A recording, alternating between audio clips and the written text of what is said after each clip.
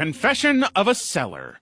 On December 19th, 2019, a Reddit user under the name of Mesk997 confessed to a crime that would rattle anyone who came across the post. He claims to have been a darknet vendor 4 years ago. He further explained that he didn't want a regular job or the responsibility of clocking in and out of a 9 to 5. So instead, he began selling drugs and was quite an expert because he'd been using it for years, was familiar with the environment, and knew those in it. However, he did not want to interact with individuals in person because it was extremely risky and concerned him. That's when he learned about Silk Road, the famed darknet drug marketplace. He read as much as he could about it, obsessed over it, and with how it works. From there, he got focused on one goal, which was to learn the tools, master the safety measures, and create his own store. And he did. He started with a small venture, ketamine, meth, some cheap outdoor cannabis from a friend, and business was booming. Money was coming in. He even survived an exit scam in which he lost a few $1,000s, but he had over $25,000 saved up by then, so it wasn't a huge loss. Eventually, he met a new supplier who delivered once a week and was always reliable. This new supplier had every drug you could possibly think of. We're talking about mescaline, mushrooms, LSD, PCP, and even fentanyl. Now, at that time, fentanyl wasn't being mixed into every street drug the way it is now, which meant people were using it straight and uncut. So he included it on his product list. He was careful, or thought he was. Every single purchase was recorded in a spreadsheet, names, zip codes, items, and quantities. Everything was cataloged. But then something went wrong. He was working on some mescaline orders that looked just like fentanyl. It had the same white powder with the same texture, so the OP made a huge mistake and mixed them up while he was high. He distributed 7 orders of fentanyl instead of mescaline. The worst part was that he wasn't even aware of the blunder, so business continued as usual. But then, 5 days later, a note arrived. Someone texted him and informed him that their friend had died after ingesting the mescaline they had purchased from him. Initially, he did not believe it. He assumed they were lying or mistaken. But when he reviewed his log, something didn't add up. He had more mescaline remaining than he should have. The difference was precisely 11 grams. That's when it struck him. 7 people had purchased mescaline, but he unintentionally sent them fentanyl. He checked the marketplace just to be sure, even though deep down he already knew what had happened. It turns out that those consumers had completed their orders and none of them had logged in for days. He canceled his vendor account instantly. He sold off the drugs that he had left, he cashed out all of his bitcoins, and vanished. He relocated to a new city, he got a job in a restaurant, and entirely cut ties with his previous life. He stopped using, interacting, and communicating with anyone for a while. According to him, he's been sober ever since, but is still filled with guilt. Eventually, he looked them up online and discovered 4 confirmed deaths. One of them had shared the dose with a friend. They both died. He ended this tragic narrative by stating he's not sure why he's sharing it now. Perhaps it's guilt, maybe it's because he has no one else to say it to, but he lives alone, quietly, works, comes home, plays video games, and wonders if he's still alive or simply going through the motions. He cannot tell a therapist, he doesn't think he deserves help or deserves to move on, so he simply carries it with him every day with no end in sight. God made me do it. Sometime around 2017 to 2018, a Reddit user by the name of Worthless319 began making posts in various Reddit communities, particularly those surrounding extreme self-harm, spiritual delusions, and apocalyptic beliefs. He also had darker subreddits where people shared disturbing and deeply unsettling stories. At first glance, his posts might not have seemed concerning, but they quickly took a dark turn. He revealed in chilling detail his experiences with DMT and other psychedelics, which he felt led to supernatural revelations. He said that he was receiving direct signals from God or some higher power, telling him to purify himself by destroying his own body. And that is exactly what he began to do. He claimed to have severed his own genitals, removed parts of his skin, and engaged in other extreme acts of self-harm, all while under the belief that he was making spiritual offerings. He even shared gruesome photographs of his injuries, not for shock value, but as confirmation of faith. To him, they were not acts of craziness, but rather necessary measures toward completing his mission. His language was often poetic and philosophical, but the content behind the words was undeniably horrifying.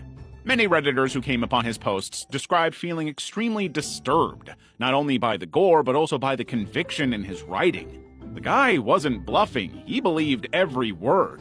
As his posts gained popularity, the Reddit community split. Some begged him to get treatment, others reported his posts thinking Reddit administrators might take action.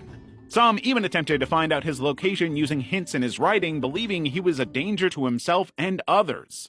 But no one knew who he really was, and then he disappeared. The only clue left behind was a photo of his dog posted shortly before his account went inactive. Redditors continue to speculate about what happened to him. Many assume that the severity of his injuries and the destructive nature of his posts might mean he had taken his own life. Others suspected he had been institutionalized. Perhaps someone close to him, a family member or neighbor, stepped in, and if he was admitted to a psychiatric facility, that would explain his abrupt disappearance and subsequent silence. Foot tacos. In the crazy world of Reddit, few stories have managed to stir as much shock, fascination, and existential discomfort as the tales of Incredibly Shiny Shart, a user who, in 2018, claimed to have eaten a piece of his own amputated leg. And no, this wasn't metaphorical or a bizarre figure of speech. According to him, it really happened. It began with a life-altering motorcycle accident. The user, whom we'll refer to as ISS, recounted how a brutal collision left his foot beyond saving. After several consultations and ineffective procedures, he was informed that amputation was the only option. But instead of letting the hospital dispose of the severed limb, as is typical, ISS made a highly unusual request. He asked to keep it, and surprisingly, the medical team agreed. According to ISS, there were no legal restrictions in his jurisdiction that prevented him from regaining control of his own amputated body part. This is where the story starts to resemble the plot of an indie horror film. Once home, he carefully stored the foot, keeping it frozen and well-preserved. But the purpose wasn't sentimental, as he had something much more disturbing in mind. ISS stated that years prior to the disaster, he and his friends had frequently joked about how one could ethically try human flesh. The broad agreement was that the only morally acceptable approach would be to eat a piece of your own body, which would result in no murder, victims, or trauma other than your own. So when the opportunity and foot presented itself, he seized it. According to his now deleted AMA on Reddit's r/IAMA board, he brought about 10 close friends over and briefed them on the plan. They were interested, excited, and eager to test it out. So, this guy carefully took off a piece of muscle from the foot, seasoned it, and pan-fried it. Then, using typical taco ingredients, peppers, onions, and sauce, he gave it to the gathering in what could be the most frightening dinner party in contemporary history. 9 individuals consumed it. One friend apparently backed out at the last minute. After eating, they all agreed that the flesh tasted like very tough, chewy beef. According to ISS, it was not bad, just stringy and slightly gamey. From a legal standpoint, the story is murky, but technically not impossible. Many U.S. states have no explicit laws prohibiting self-cannibalism. The larger legal concern is often the handling and transportation of human remains, but ISS stated he obtained all appropriate approvals from the hospital to bring his foot home. But ethically, the story sparked a different kind of debate. Some compared the act to other extreme forms of body autonomy, such as tattooing, body modification, and even deliberate amputation. Jason in Hell. A Reddit user named Jason in Hell shared a scary story in 2016 that became famous as one of the saddest and most devastating on the site. What began as a desperate plea from a husband in a broken marriage quickly escalated into a national tragedy.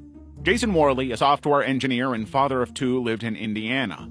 On Reddit, he told strangers about his unbearable situation at home because his wife Brandy was allegedly cheating on him with their neighbor. He wrote out of exhaustion rather than rage. He knew his marriage was over, but he was terrified of losing his 2 children, Tyler, who was 7, and Charlie, who was 3. Brandy, he claimed, was manipulative and had threatened to use his previous mental health issues against him if he attempted to take the children. On November 17, 2016, Jason finally took the first step toward divorce. That night, he stayed in the basement and had no idea that upstairs, Brandy was preparing for the unthinkable. In the early hours of the morning, she took a knife and both children, Tyler and Charlie, as they slept in their beds. Then, in a cold robotic 911 call, she confessed. Her reason was that she did not want Jason to take the kids away from her. Jason awoke to the sounds of police and chaos. His worst fears had come true in the most horrific way possible. Brandy survived a self-inflicted wound and was eventually sentenced to 120 years in prison. Jason's Reddit posts were eventually deleted, but not before going viral. People were horrified, heartbroken, and haunted by the slow, tragic descent captured in real time. The story of Jason in Hell evolved into a modern parable about emotional abuse, control, and the fragility of family relationships behind closed doors. It is still one of the most disturbing real-life stories ever shared online. Not for the gore or shock value, but because it was true. She's not my wife anymore. On Reddit, a user going by MaliaGirl1314 posted a story that at first seemed like your typical relationship rant, until it wasn't. It became one of the most chilling real-life horror stories to surface on the platform, and it all centered around one disturbing question. What do you do when the person you sleep next to every night stops acting human? He stated that his wife, whom he had been with for years and had no history of sleep disorders or mental illness, had begun acting strangely. It started subtly. He'd wake up in the dead of night to find her standing in the doorway of their bedroom, not moving. She would simply stare at him, her eyes wide and expressionless. He'd find her in different rooms like the kitchen, hallway, or even the garage, standing in the dark, facing the wall, completely silent.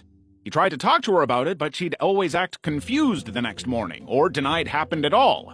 Eventually, he assumed she was sleepwalking or stressed, so he ignored it. However, the behavior escalated.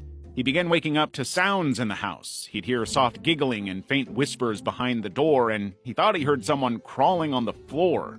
One night he flipped on the hallway light and saw her halfway down the stairs on all fours, slowly turning her head to look at him with a grin that didn't look like hers. When he asked what she was doing, she replied, "Practicing." During the day, she behaved normally and was even back to her old sweet and attentive self, so he even began doubting himself. The final straw was when he awoke to the sound of breathing next to his ear. He turned to see her crouched beside the bed just inches from his face. Her gaze was fixed on his, and she whispered, "I'm so glad you woke up. You were making noise." He began locking the bedroom door at night, and even then she'd scratch at it for hours, whispering phrases like, "Let me in. I do not want to be alone anymore." Sometimes she'd hide under the bed and watch him with big eyes and saliva drooling down her cheeks. Everything about the new Lynn just convinced him that his wife was definitely possessed. She even bit and attacked him one time, so he had to go get 11 stitches in the ER. Then he made one final post saying he was leaving because he no longer felt safe. And after that, nothing. There were no more updates. There is no follow-up, and even his account on Reddit is no longer active. Some believe it was just a story.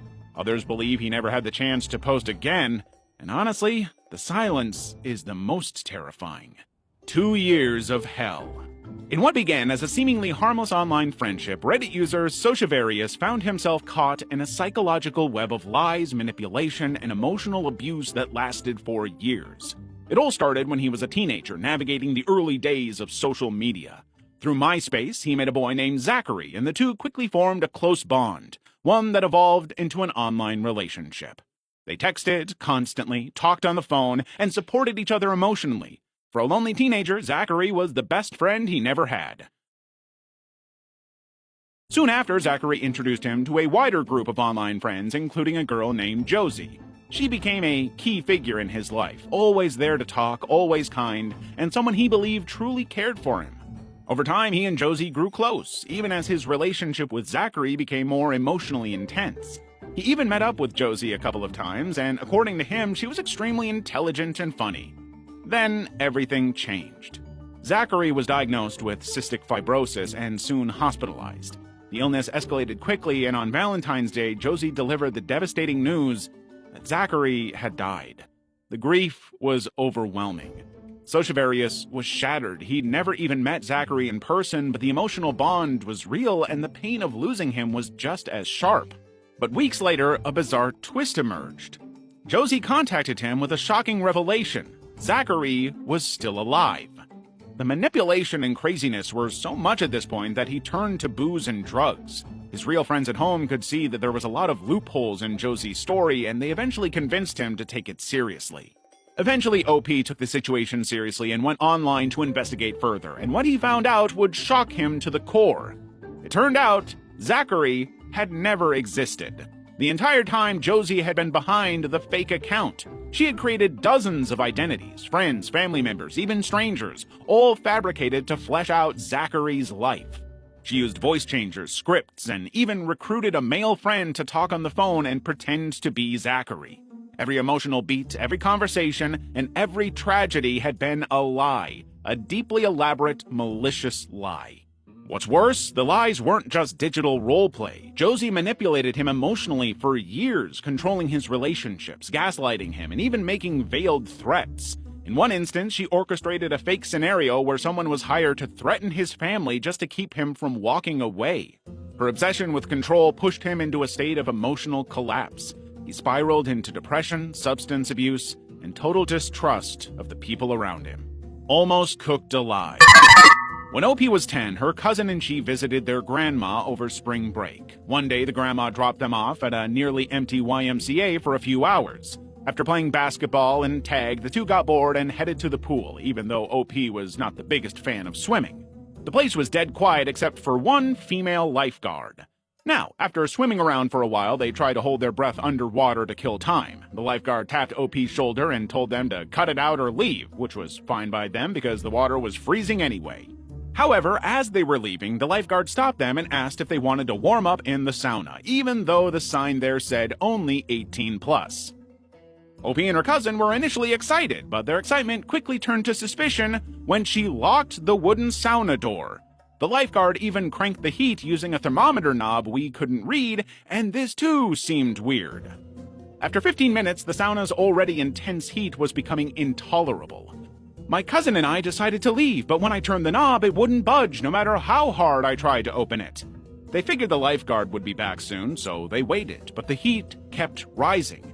OP then started banging on the door, yelling for help, but the lifeguard just sat there, staring straight ahead, totally ignoring them.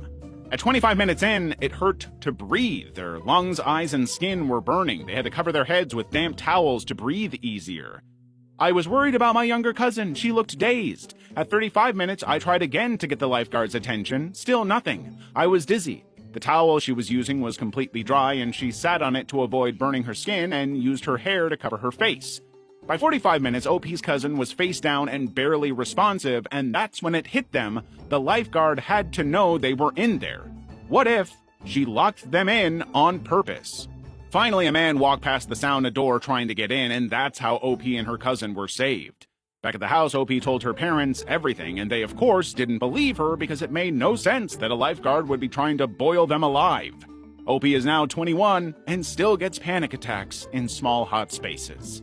And also, because I know some of you in the comments are going to bring it up, yes, I pronounce it sauna because I come from a very Finnish part of Minnesota. They're the ones who invented it and the word, so I pronounce it correctly. Sauna, sauna, sauna.